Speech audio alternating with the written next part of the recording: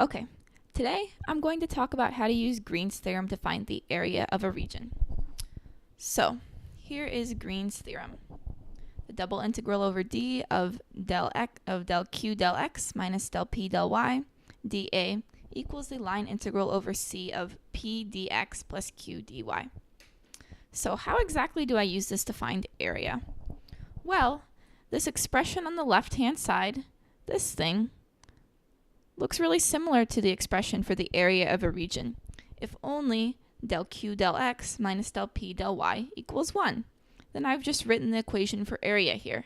So this thing is also equal to area. This line integral can be used to find area. So I want to choose q and p so that del q del x minus del p del y equals 1. Here are some options. Q equals x, p equals 0, and you can read through the others as well. So if I plug in these options into the line integral formula on the right of the equality, I get 3 different expressions for the area in terms of a line integral.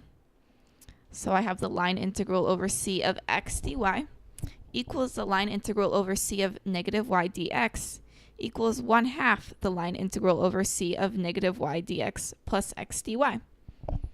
And those are all equal to area. So this is pretty cool. Now let's check the first one. Does it actually work? So q equals x and p equals 0. Now del q del x equals 1, and then del p del y equals 0. So del q del x minus del p del y equals 1 minus 0 equals 1. So I end up with this expression that I want, and it looks like that'll work for area. You can check the other two. They will also work to find area because del q del x minus del p del y equals 1. So now let's apply these formulas that we found to this question. Find the area enclosed by the ellipse x squared over a squared plus y squared over b squared equals 1. So if we want to use the formula, we're going to have to look at line integrals, which means we need to parameterize the boundary of the ellipse. Now, my standard parametric equations, since I know what the, since I know a and b, I have x equals a cosine of t and y equals b sine of t, where t is between 0 and 2 pi. So these parameterize my ellipse. I'm also going to need to find dx dt and dy dt. So dx equals negative a sine of t, and dy dt, and dy equals b cosine of t dt. Awesome.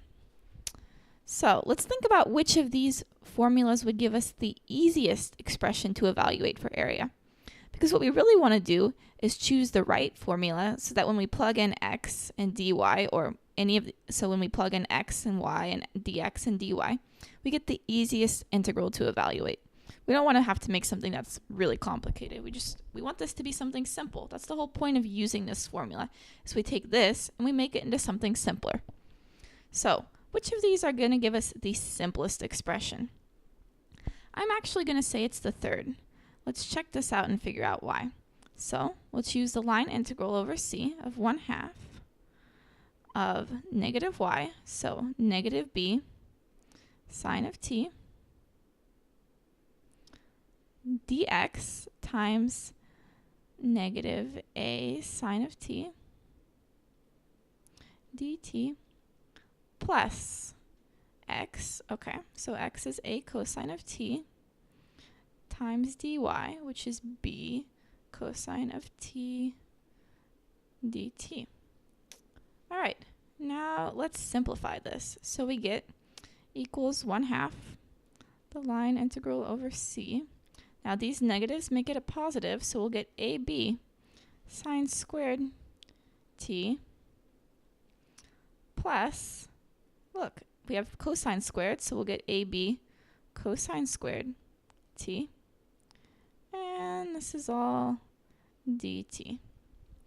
Now, this should look really good to you because we have a sine squared t and a cosine squared t, and they have the same coefficients. What do we know about sine squared t plus cosine squared t? Well, it equals 1. So this is awesome. The t's all cancel out, and that makes evaluating the integral really simple. So we're going to end up with something that looks like this. Line integral over c, we'll factor out ab, and then inside we have sine squared of t plus cosine squared of t, and then dt. Well, now this inside part equals 1. So we have 1/2 the line integral over c of ab dt. So this is super easy. So let's plug in what c was. We'll have 1/2 the integral from 0 to 2 pi of ab dt, which equals 1/2 ab t over 0 to 2 pi, which, hey, well, when t equals 0, everything just goes away. So we'll have ab times 2 pi divided by 2. So our final answer is area equals pi ab. Now, the cool part about this problem is that we were able to take this area expression and make it into something that was really simple to evaluate. And that's the magic of using Green's theorem to find the area of a region, is we can use these line integral formulas, which are super important and can be really helpful. So you should remember these to choose a really simple expression to evaluate the area of a region.